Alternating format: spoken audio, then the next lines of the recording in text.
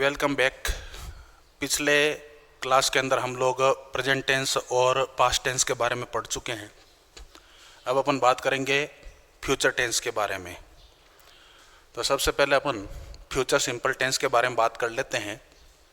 इस टेंस में हिंदी के अंदर यदि कोई वाक्य दिया हुआ रहेगा तो आप उसकी पहचान देखिए कि वहाँ क्रिया के अंत में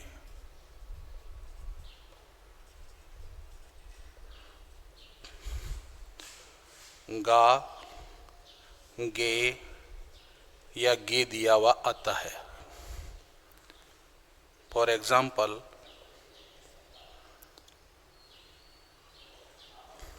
मैं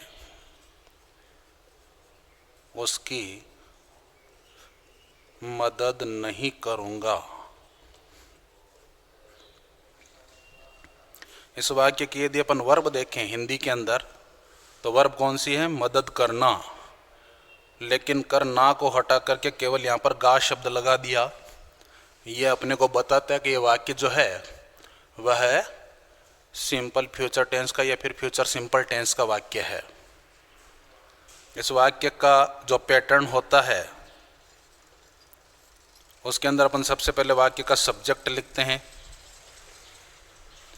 हेल्पिंग वर्ब के रूप के अंदर विल या शेल का उपयोग किया जाएगा। विल और शेल के साथ में हमेशा वर्ब की फर्स्ट फॉर्म का उपयोग किया जाता है।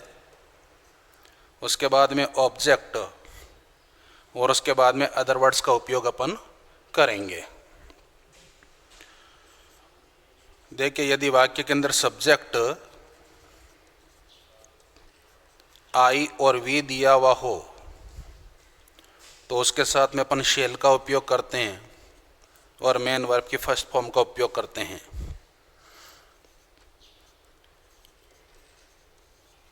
ऑल अदर सब्जेक्ट्स, अन्य जितने भी प्रकार के सब्जेक्ट होते हैं उनके साथ में अपन विल का प्रयोग करते हैं और मेन वर्ब की फर्स्ट फॉर्म का उपयोग करते हैं। यहाँ पर एक बात और बता दी जाती है कि आजकल चाहे सब्जेक्ट किसी भी प्रकार का हो, सब के साथ में अपन विल का उपयोग करते हैं। शेल का उपयोग नहीं भी करेंगे तो चल जाएगा, क्योंकि शेल का उपयोग अपन मोस्टली मॉडल वर्ब के रूप के अंदर देखते हैं। हम यहाँ पर टेंस पढ़ रहे हैं, इसलिए टेंस के अकॉर्डिंग यदि अपन सब सब्जेक्ट के साथ में केवल विल का उपयोग करेंगे तो भी वाक्य अपना गलत नहीं माना जाएगा। अब हम इस वाक्य को ट्रांसलेट करते हैं कि मैं उसकी मदद नहीं करूँगा। सबसे पहले वाक्य का सब्जेक्ट आई, उसके बाद में अपने को हेल्पिंग वर्ब का उपयोग करना है। आप यहाँ पर चाहें तो शेल लगा सकते हैं और नहीं भी लगाएंगे और विल लगा देंगे तो भी आपका वाक्य एकदम करेक्ट माना जाएगा। तो आई विल का भी उपयोग किया जा सकता है और शेल का भी उपयोग कर सकते हैं, क्योंकि शेल का प्रयोग मोस्टली मॉडल के अंदर करते हैं, इसलिए अपने को कोई ज़रूर नहीं है कि अपन शेल लगाएं ही लगाएं। तो आई विल या आई शेल वाक्य नेगेटिव है, नोट का प्रयोग करना पड़ेगा अपने को। तो हेल्पिंग वर्ब के बाद में नोट का उपयोग होता है। तो आई शेल नॉट। उसके बाद में मेन वर्ब है मदद करना, उसको कहा जाता है हेल्प। उसकी के लिए हिम या फिर हर का भी उपयोग किया जा सकता है, क्योंकि यहाँ पर इंडेफिनेट है कि उसकी किसके लिए लगा हुआ है, ये बॉय है या गर्ल है, इसके हिसाब से अपन यहाँ पर हिम या हर का उपयोग करते हैं। तो बहुत इजीली हम इस टेंस को ट्रांसलेट कर सकते हैं। कोई ज़्यादा लंबी चौड़ी बात इसके अंदर नहीं दे रखी है। विल और शेल का उपयोग आपको आना चाहिए। हम एक एग्जाम्पल और देखें, जैसे हमारी परीक्षाएं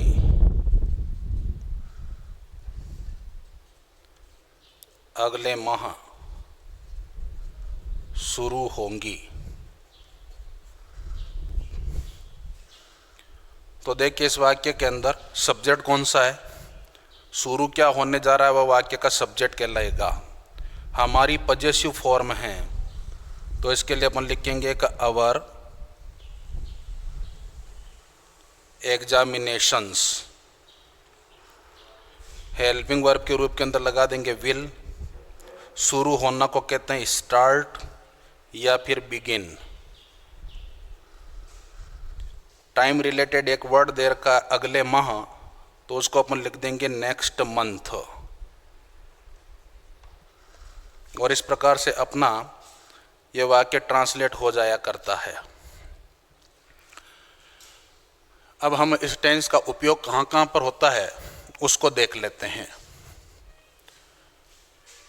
अपन ने एक टेंस पढ़ा था, उस टेंस के अंदर भी अपन ने सिंपल फ्यूचर टेंस की वर्ब को काम में लिया था। यदि आपको याद हो तो वह टेंस था अपना प्रेजेंट सिंपल टेंस, जिसके अंदर दो वाक्यों के अंदर अपन एक वाक्य के अंदर फ्यूचर सिंपल टेंस की वर्ब का उपयोग कर रहे थे। हम इसके उपयोग को देखें तो पहला उपयोग क्या है इसका,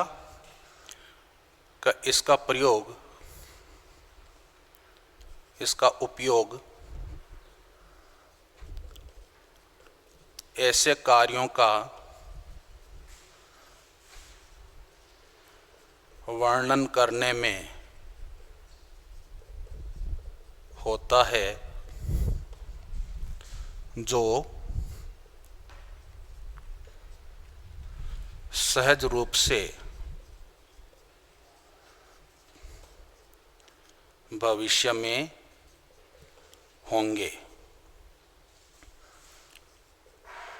साथ में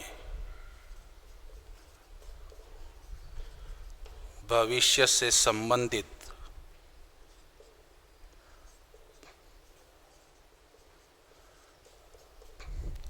समय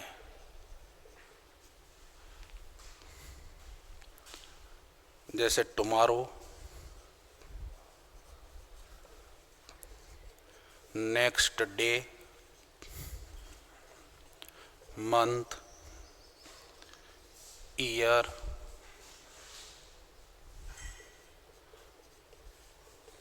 फॉलोइंग डे, या ईयर या मंथ, वीक, ऐसे शब्द अपने को इसके अंदर देखने को मिलते हैं जो कि फ्यूचर को इंडिकेट कर रहे हों। फॉर एग्जाम्पल,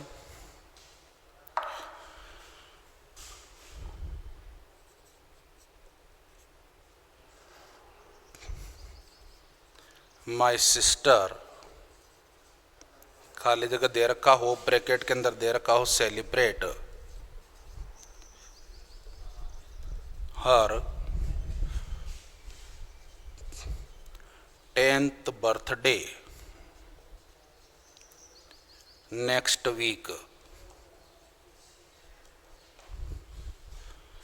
अब देखिए यहाँ पर इस वाक्य के अंदर एक टाइम रिलेटेड वर्ड दे रखा है नेक्स्ट वीक। जब इस प्रकार का समय दिया हुआ आ जाए तो आपको खाली जगह के अंदर फ्यूचर सिंपल टेंस के वर्ब को काम में लेना है। तो माय सिस्टर यहाँ पर करेंगे will celebrate her 10th birthday next week, यानी मेरी बहन अगले सप्ताह अपना 10वां जन्मदिन मनाएगी। इसका मतलब ये काम अभी नहीं हो रहा, इन फ्यूचर होने वाला है। एक एग्जाम्पल और देखिए इसके अंदर,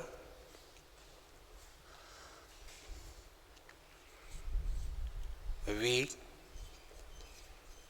लीव फॉर माउंट आबू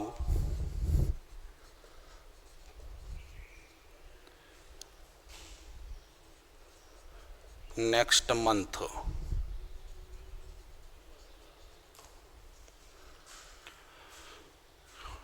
अब इस वाक्य के अंदर भी फ्यूचर टाइम को बताने वाले वर्ड्स दे रखे हैं नेक्स्ट मंथ। तो ऐसे में अपने को इस टेंस के अंदर खाली जगह में फ्यूचर सिंपल टेंस के वर्ब विल या शेल का उपयोग करना है कि वी विल लीव। लीव की फर्स्ट फॉर्म लीव ही होती है, यहाँ पर लेफ्ट नहीं करना होगा आपको, क्योंकि लेफ्ट सेकंड फॉर्म के अंदर आ जाती है कि we will leave for mount Abu next month, का हम अगले महीना माउंट आबू के लिए रवाना होंगे या माउंट आबू जाएंगे। ये एक फ्यूचर प्लान है, भविष्य के अंदर होने वाले जो सहज रूप से काम होते हैं उनको अपन इस टेंस के अंदर इंडिकेट करते हैं। देखिए थोड़ा सा डिफरेंस आपको समझना पड़ेगा कि अपन प्रेजेंट टेंस के अंदर भी देखते हैं कि फ्यूचर के अंदर होने वाले कार्य को अपन वर्णन करते हैं, तो वहाँ पर तो अपन वर्ब की एस या ई एस की फॉर्म का उपयोग करते हैं। और यहाँ पर भी फ्यूचर से होने वाले वर्क दे रखे हैं, लेकिन यहाँ पर अपन विल और शेल का उपयोग कर रहे हैं। ऐसा इसलिए हो रहा है क्योंकि प्रेजेंट सिंपल टेंस के अंदर यदि कोई फ्यूचर की बात बताई जाती है तो उसमें ऐसे कार्यों का वर्णन करते हैं जो टाइम टेबल के अनुसार फिक्स होते हैं, लेकिन ये टाइम टेबल के अकॉर्डिंग नहीं है। उसके अंदर कार्यों को नहीं टाल सकते, लेकिन इसके अंदर कार्यों को टाला जा सकता है। हो सकता है कि नेक्स्ट वीक को वो बर्थडे मनाए ही नहीं, किसी न किसी प्रकार की कोई इंसिडेंट भी हो जाए। माउंट आबू के लिए अगले महीने रवाना होंगे या जाएंगे तो हो सकता है कि इस प्लानिंग के अंदर कैंसिल भी हो जाए। तो इस प्रकार से जब वाक्य अनसर्टेन हुआ करते हैं, प्लान तो बना हुआ फ्यूचर का लेकिन वो असर्टेन है, उसकी निश्चितता नहीं है, तो ऐसे के अंदर अपन ऐसे वाक्यों को या ऐसे कार्यों को सिंपल फ्यूचर टेंस के अंदर लिखते हैं। दूसरा उपयोग अपन देखें तो जो रूल अपन ने प्रेजेंट सिंपल टेंस के अंदर पढ़ा था वही रूल यहाँ पर भी अप्लाई करना होता है कि यदि दो वाक्य when, if, till, until, as soon as long as से जुड़े हों, उस कंडीशन के अंदर क्या करना होगा, वेन या इफ वाला सेंटेंस देखेंगे अपन कि यदि वाक्य के शुरू में ही दे रखा है तो कनेक्टिव के ठीक पास में जो वाक्य आता है उसके अंदर अपन प्रेजेंट सिंपल टेंस के वर्ब को काम में लेते हैं।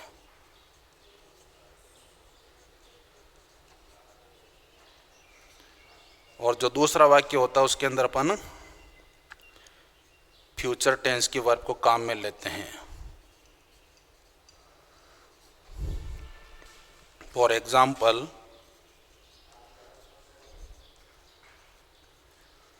एज सुन एज इट, खाली जगह ब्रैकेट में दे रखा हो रेन, द फार्मर, खाली जगह ब्रैकेट के अंदर दे रखा हो sow seeds in the field.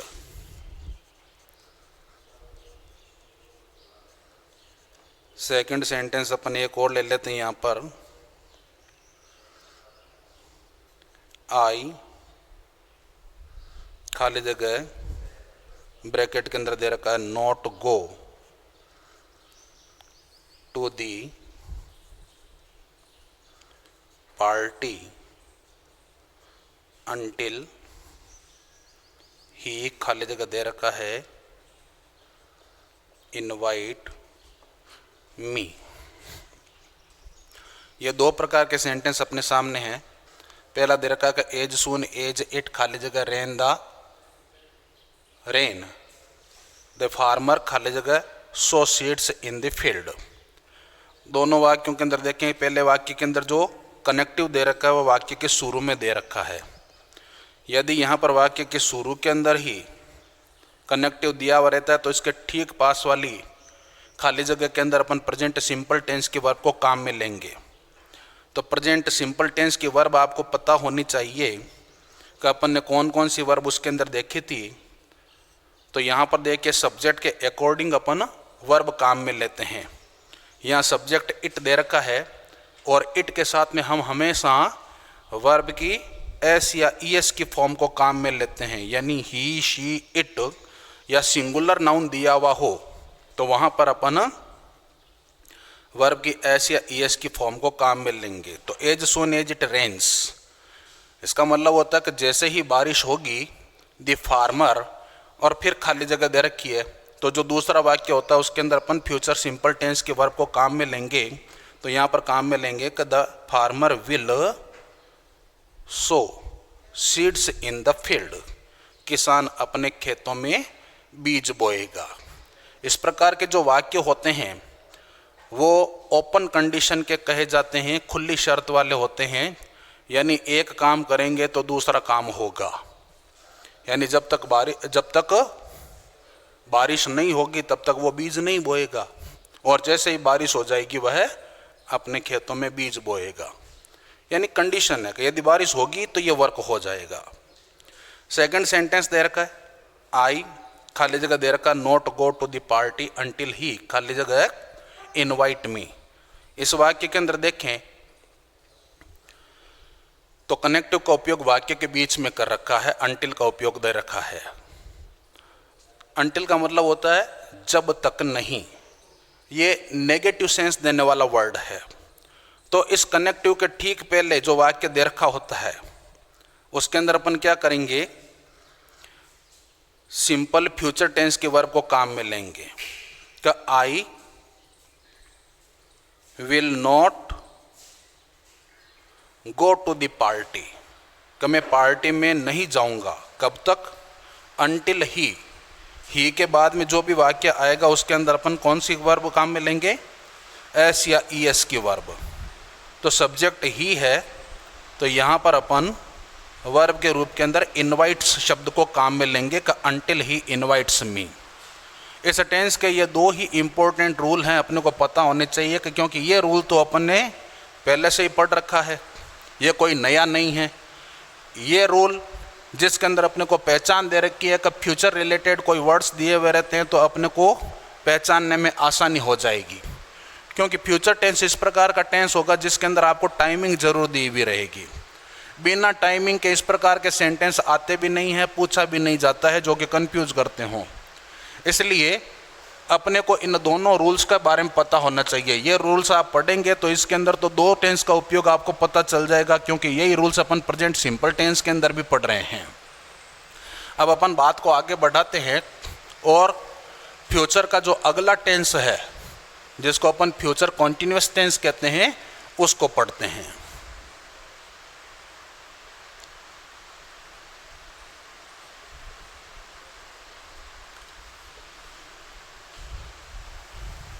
Future continuous का टेंस का मतलब क्या है कि ऐसे कार्यों के बारे में इसमें बात बताई जाएगी जो कि भविष्य के अंदर जारी रहेंगे। यदि बात प्रेजेंट की बताई जाती है तब तो अपन प्रेजेंट कॉन्टिन्यूअस कर रहा है, रही है, रहे हैं। यदि पास्ट की बात थी तो वहाँ पर अपन पहचान देखे थे कि रहा था, रही थी, रहे थे। और फ्यूचर के अंदर आएगा तो इसका अर्थ हो जाएगा रहेगा, रहेगी, रहेंगे। यह पहचान हिंदी के वाक्य के अंदर यहाँ पर दी जाती है। फॉर एग्जाम्पल,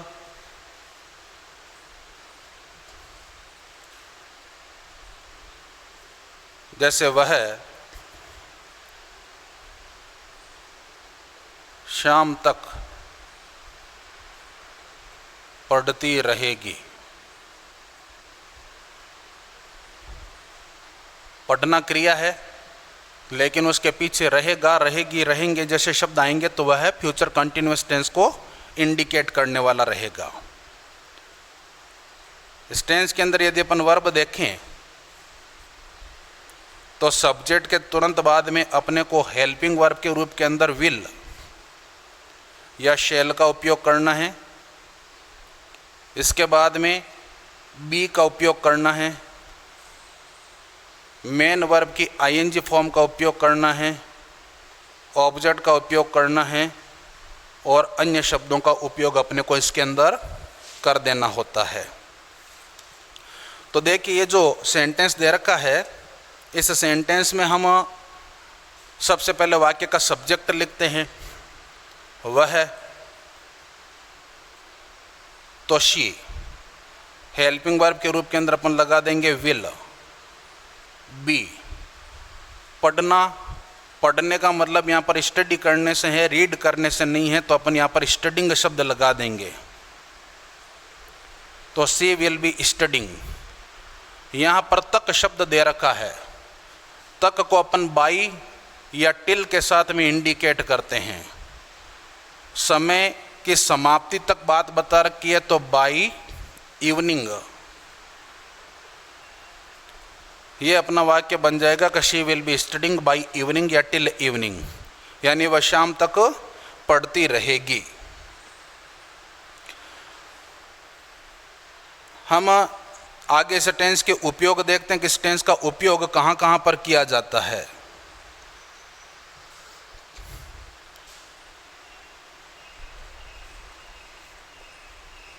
यूजेज, कोई कार्य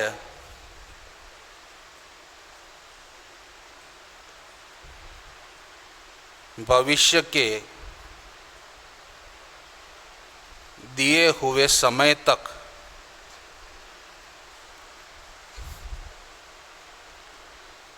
जारी रहने की बात बताता है।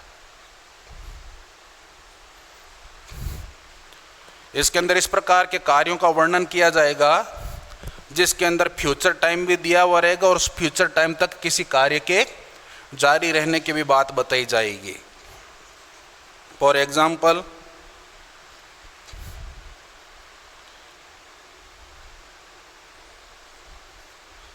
वी खाली जगह दे रखा हो, ब्रैकेट के अंदर दे रखा हो प्रिपेयर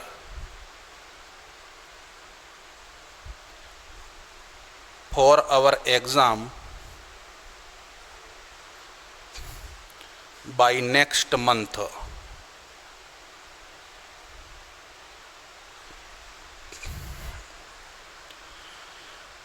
फ्यूचर टाइम तक एक काम के जारी रहने की बात इसके अंदर बताई जाती है। तो we will be preparing for our exam by next month, कि हम अगले माह तक हमारे एग्ज़ाम की तैयारी करते रहेंगे। इसका मतलब है कि उस समय तक यह तैयारी करने का काम ख़त्म नहीं होगा, बल्कि उस समय तक भी इस कार्य के जारी रहने की बात बताई जाएगी।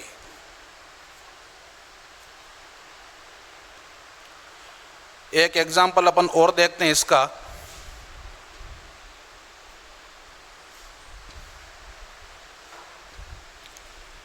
उस रूल के आधार पर देख लीजिए, क्योंकि ज़्यादा इसके अंदर रूल है नहीं, फ्यूचर के अंदर बहुत कम रूल्स काम में आते हैं। एग्ज़ाम के अंदर भी इससे रिलेटेड बहुत कम क्वेश्चन पूछे जाते हैं। ज़्यादा इम्पोर्टेंट अपना फ्यूचर सिंपल टेंस है। इसके अलावा यह टेंस जो है वो उसके अंदर इतना उपयोग नहीं हो पाता जितना कि पीछे दिए गए टेंस के अंदर था। एक अपन इसका उपयोग देखते हैं कि जो कार्य रोजाना होता है और भविष्य में भी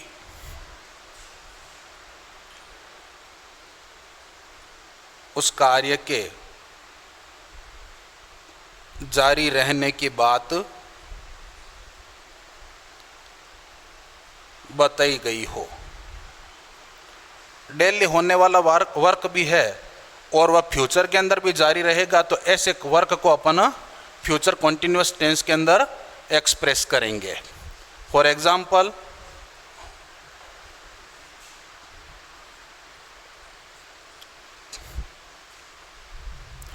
कवि ऑलवेज प्ले क्रिकेट। दूसरा सेंटेंस दे रखा वी, खाली जगह दे रखा, ब्रैकेट के अंदर दे रखा प्ले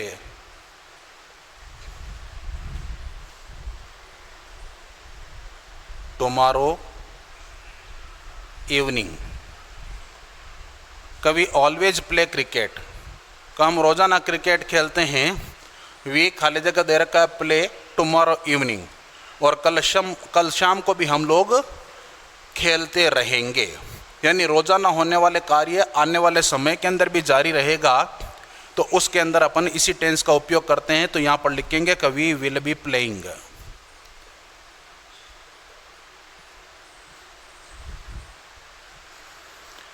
इस प्रकार से अपन फ्यूचर कॉन्टिन्यूअस टेंस के ये दो उपयोग देखते हैं। नेक्स्ट अपन बढ़ते हैं फ्यूचर परफेक्ट टेंस की तरफ।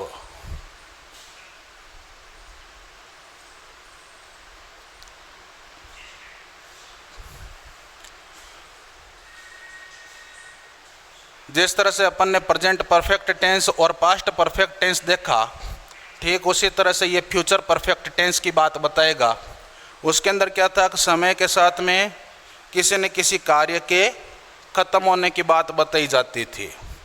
ठीक उसी तरह से यहाँ पर अपन पहचान देखते हैं इसकी, तो क्रिया के अंत के अंदर अपने को यहाँ पर चुकेगा, चुकेगी,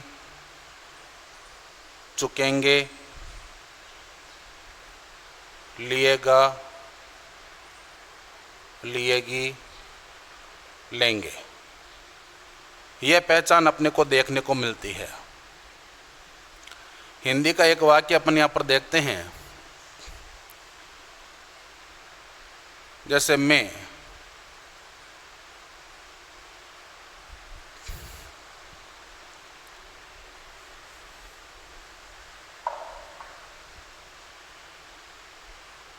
चलिए करंट का एक क्वेश्चन लेते हैं। जैसे इसके अंदर दे रखा हो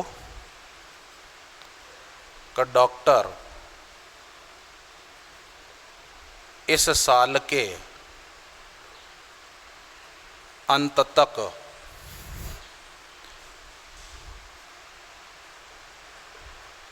कोरोना की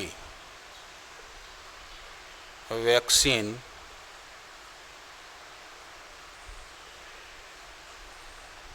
खोज लेंगे।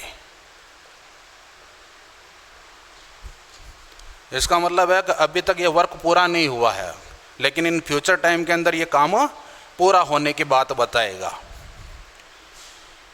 वर्ब देखें इसके अंदर किस प्रकार के वर्ब काम में लेनी होती है।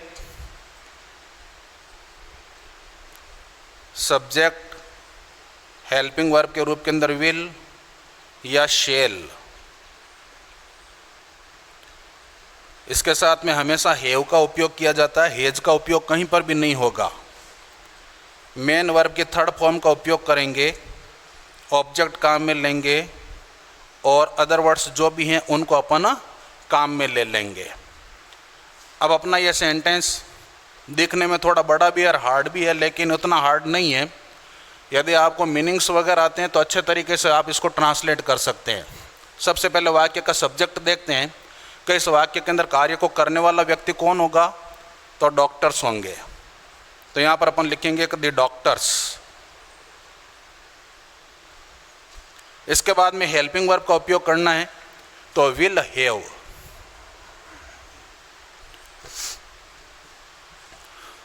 अब अपने को मेन वर्ब की थर्ड फॉर्म का उपयोग करना है, तो मेन वर्ब है खोजना। खोजने को क्या कहेंगे, इन्वेंट। इन्वेंट फर्स्ट फॉर्म है, ईडी लगाएंगे तो थर्ड फॉर्म बन जाएगी कि the doctors will have invented. अब क्या चीज़ खोज करेंगे वो इस वाक्य का ऑब्जेक्ट कहलाएगा, तो ऑब्जेक्ट ये पूरा है, कोरोना की vaccine. Invented the vaccine of,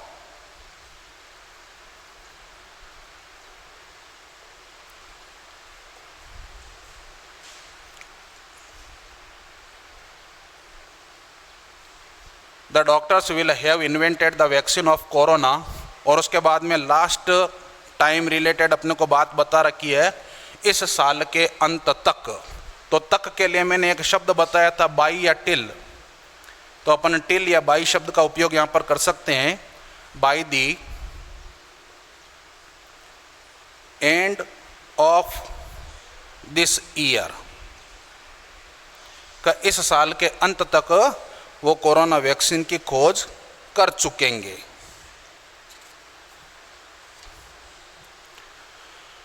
देखिए, अब कोई ज़्यादा रूल्स नहीं बताऊंगा इसके अंदर। एक ही रूल अपने को ध्यान में रखना है कि वाक्य में बाई या टिल के साथ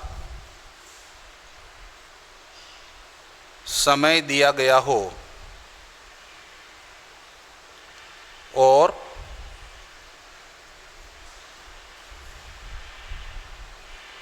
उस समय तक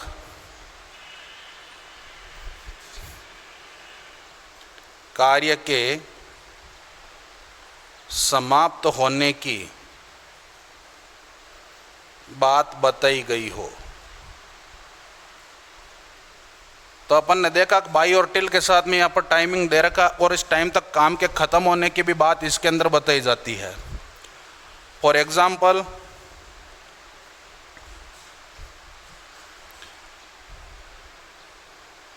मेन